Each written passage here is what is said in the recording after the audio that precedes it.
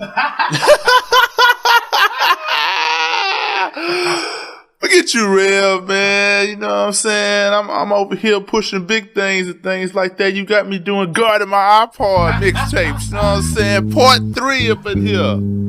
It's all good, though. You know what I'm saying? And I'm gonna get you back.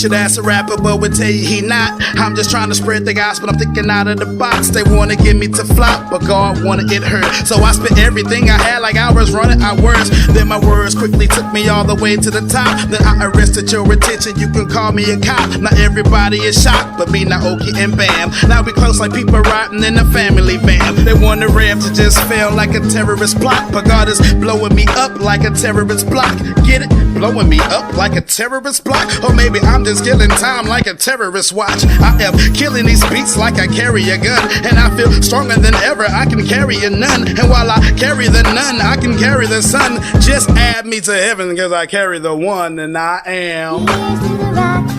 And they ask me, I tell them, by the umbrella, I am. Last call for communion, y'all. Yeah. Without umbrella, man, dog, Tony is the president, but I'm blessing every microphone like I'm a reverend. Oops, wait, I am a reverend. Shout out to my reverends, but on these beats, I'm a beast, the opposite of a reverend. I be representing Christ like the numbers on the uniform. Life is a fantasy land, I'm jumping over unicorns. I know one day they will respect how I'm doing it. My dreams are far ahead, but I promise I'm pursuing them. I ride for the Lord, I got my license and my registration. I got my gas tank full of determination. I talk about Jesus more than the New Testaments. I wave my hands and praise, no rest in them. And if I didn't have a mouth, I would still praise. I stand for the Lord strong like a steel cage. I'm just trying to get you straight like a rib cage. So don't be wrong like he rose on the fifth day. Alright, man, to tell you the full story, I gotta take it all the way back to like 2004, 2005 or something like that, man. I got the army and everything was cool, man. I started the company, Paper Chaser Records. Shout out to the boys who still love Paper Chaser Records, man. Anyway, man, it was me and a bunch of friends, man, and we started this song, man. I was writing albums and stuff, man, and I was starting recording with a dude. I ain't gonna say his name or whatever. I started recording with a dude, man, and this girl was always tripping.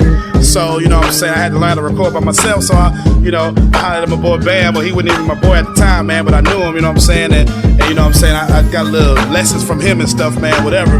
So then I started recording myself, man. I recorded like 7 albums in the whole year, man. Like it was 1, 2, 3, 4, 5, 6, 7. It was done.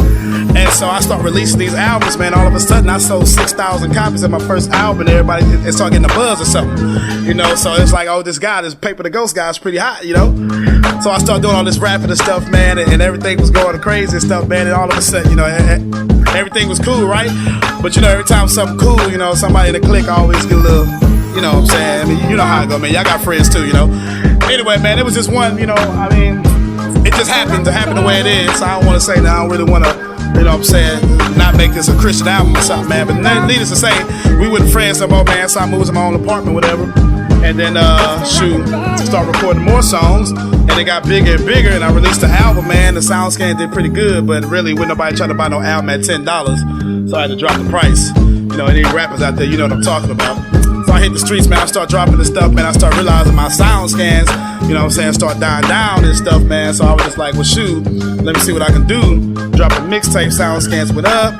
You know, beef kept going up too, you know. The more popular I got, the more beef I got. You know, like Biggie said, more money, more problems. So anyway, man, I started doing all this shit stuff, man. I just stopped, you know. I mean, rap really wasn't what it's supposed to be. You know, rap comes with beef, period. So I'm sitting here rapping, man, and I just walk away from rap completely. It's like 2008 right now, man. I completely walk away from rap. I ain't got nothing to do with rap, man. And I had no idea that God would be like changing me into a preacher or something, you know what I'm saying? But you know, at this time, I was just trying to, you know, be a positive dude. So, you know, things in Galveston got real bad.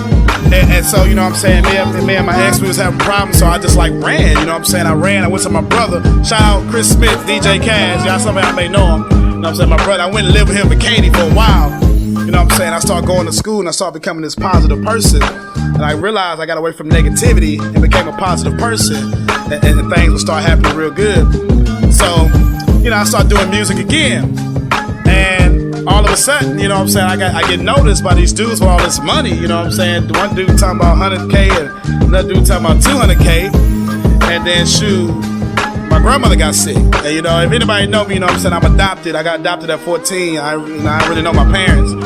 And you know, that's a sad story in itself, but it takes too long to come on this track. But my grandmother got sick and she got like really, really upset.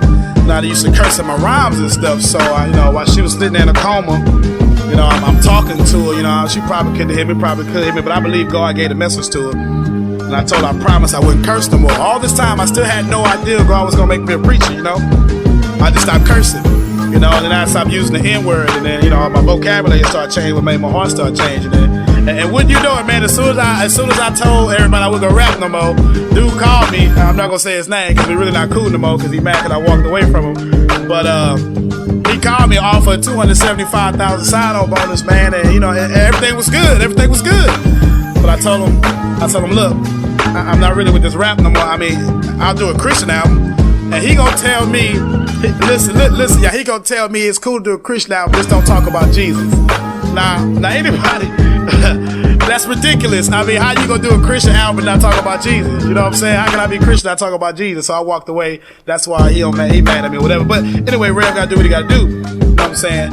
So then I completely walk away from rap again, man. And you know what I'm saying? Then I see my boy Bam.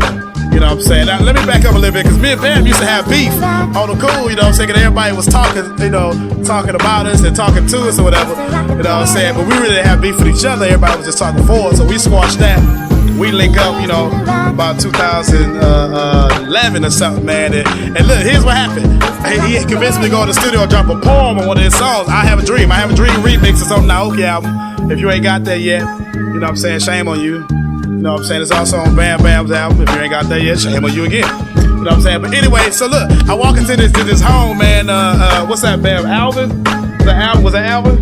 Okay, it was Alvin, man. Look, I walked to this home, and this is a trip because Naoki was on a treadmill. Look, if y'all know Naoki, she get the body right. Like, she on the treadmill with some headphones on and something on her stomach. You know what I'm saying? While dudes recording in the other room. And it's like 10 o'clock at night, you know? Who runs a treadmill at 10 o'clock at night? Oh, man, that's crazy. But you got no Naoki to get that, man. But anyway, so I get there, man. I dropped this poem, you know what I'm saying? I was rusty. It was like 3 years. But, you know, about 2 or 3 takes later, I just knocked it all in one. They thought I was going to do like a 30-second poem, man. But all my poems are 3 minutes long, you know what I'm saying? Like, well, what am I going to do? Anyway, man, so I speed the poem up real quick. But that was like December or something, man. And I wasn't really trying to do nothing. And the Bam kept saying, look, man, you need to do something. Look, man, the people need to hear you. He brought a computer over, man. Bring your studio back up, you know what I'm saying? But I ain't really opened the computer up, you know what I'm saying? Because I really wasn't trying to do nothing. But then, you know, a lot of people, you know, just kept telling me to do it. So come May, I decided to write God of Mine Part 1. You know, this is real talk.